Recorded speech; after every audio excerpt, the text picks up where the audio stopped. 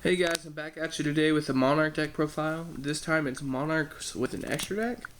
My buddy Danny took this to a regional, a worse version to a Knoxville regional, several weeks ago and got ninth place with it. And then we decided that we were going to play it at the Buford regional on Sunday. So this is the last format. This deck is super solid. Sadly, it did lose several cards, so it's going to have to be innovated a little more. But it's not like most Monarchs with an extra deck. You will not see many people playing this deck, if any. Danny and I really liked it because it had super solid matchups against BDA. It has a really good Draco Pow matchup. And it has a really great mirror match. So we decided that we were going to play this, and we just didn't do well. Danny had to play against a Raid Raptor guy round 1, and he was maining too many floodgates for him to play.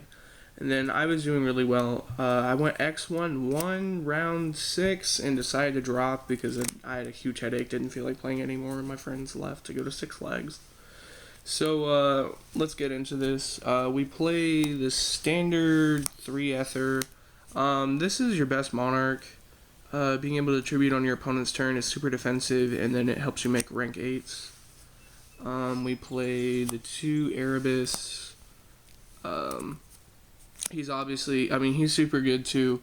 We play the 2 because you can grab the 1 off of the first Ether and then use its effect to add the Ether back. You most of the time just want to have Ether to make your rank 8s, but sometimes you need this against Cosmo, and it's really good. 2 Karaz. I didn't want to play 3. Danny was playing 3. You never really want to have him in hand to tribute for him, but he is a light, and it is necessary to have in hand. I'll show you in a sec why. But he can get your engine going really well with Chicken Game, which we also played. We just need to play him. 3 Edia, and then 2 Eidos. You never really want to have this in hand. This is insane to have in hand. I'll show you in a sec why. But this, you really, after you resolve this one time, you wanted to be able to resolve this effect and actually summon and be able to get the additional tribute. So that's why I played 2, and it worked out fine. I never really drew the Eidos and bricked off of them. The reason we want to have lights is because Galaxy Soldier. This card is honestly super savage. You pitch your Edia that you have in hand, special summon him, add another copy of himself, and then if you have an additional light, you can then go for another Galaxy Soldier. Edia can add the Pantheism back, and you just get more and more draws and keep going.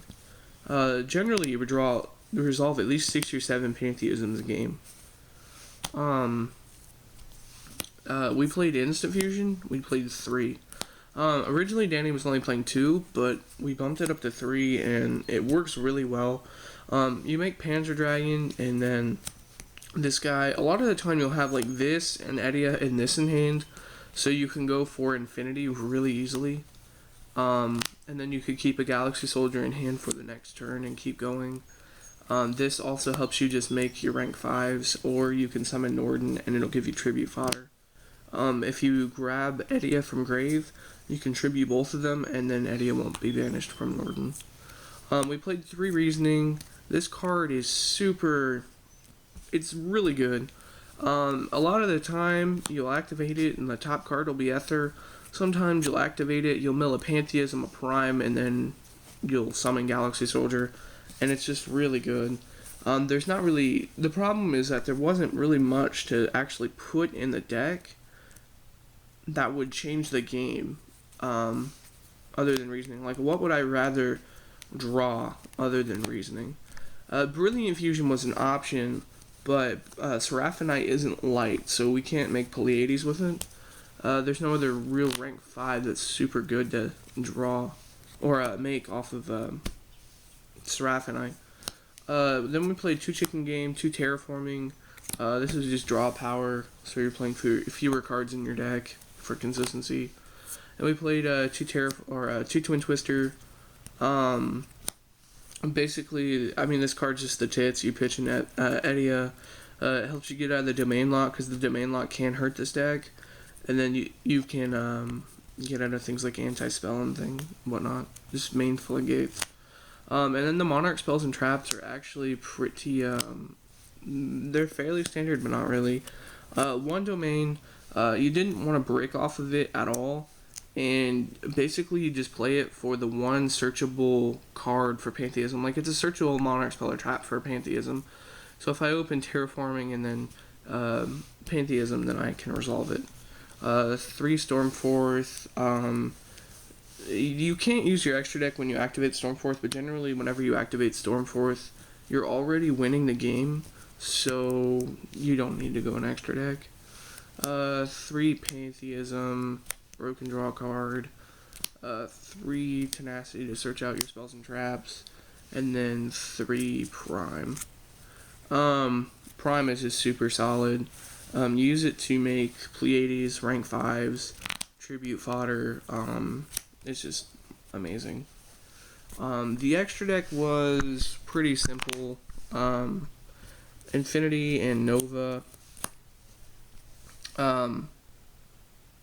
You pretty much just make Infinity with Galaxy Soldier.